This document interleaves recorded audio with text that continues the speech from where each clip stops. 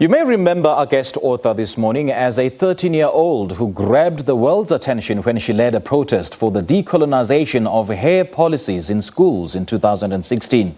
Well, Zulaikha Patel has now written a heartfelt children's book titled My Coily Crowny Hair that aims to encourage and affirm young girls to embrace their natural hair. And she joins us this morning to tell us more about why she penned this book. A very good morning to you, Zulaikha. Thank you so much for joining us and a warm welcome to Morning Live. Good morning to you too. Thank you for having me. Zulaikha, let's start with how that defining and historic moment back in 2016, that led all eyes to be on you and that led you to writing this book. So that moment in 2016 was just merely the foundation of what was yet to come and what I define as my entrance into social justice. And from that point on, upon my entrance, I don't think I ever divorced myself from social justice, and that merely became the foundation onto which I continued to speak against social injustice. And that moment, in a sense, did here and there influence the children's book. However, the influence came from something much deeper and further back in time, which was my childhood, and particularly my childhood specifically from when I was in primary school, and when at that time I realized the gap in representation in children's literature. Now, this book approaches the issue of Afro hair through the eyes of a 7-year-old girl. Tell us more about this. So the 7-year-old girl is my main character. Her name is Lisa Kanya.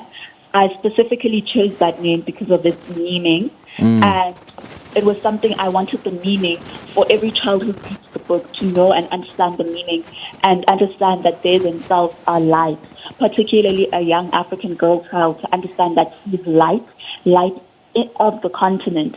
And so she's basically on a journey with two matriarch figures, being her mother and her grandmother, in which they help her explore more of her identity through exploring what her hair can do and the versatileness of her hair and how her hair can be styled in any way she wants. And it helps her find more pride in her hair and understand her hair more. And she falls in love with her hair more. And her grandmother introduces her to the story of an African queen, which she comes across at a museum. And she falls in love with her hair even more because she realizes that her hair is something much deeper than just hair, because she sees a photograph of the African queen and she sees that her hair is like the African queen's hair. And so she's basically on a journey to fall in love with her hair. And one thing about the story that I can say is that there's no single element of sorrow or sadness in the story. A child will pick up the book from start to the end of the story is just pride and joy.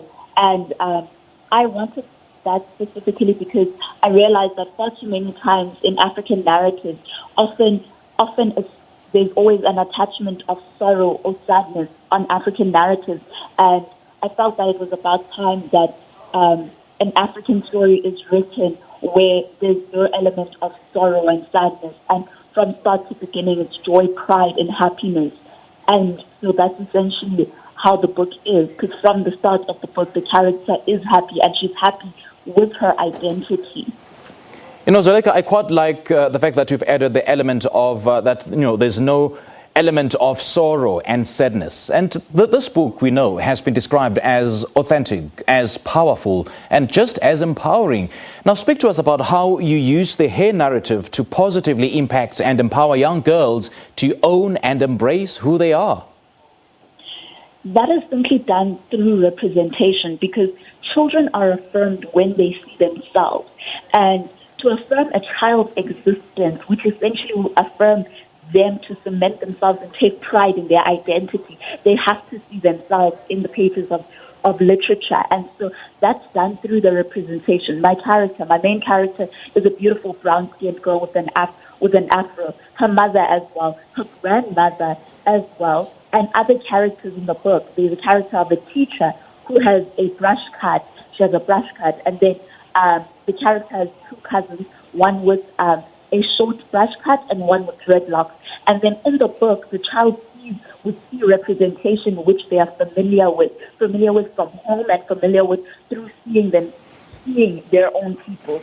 There is a character who has bunch knots, but not a main character that speaks, but there is a character who has bunch knots. There is a character that has dreadlocks. There is a character that has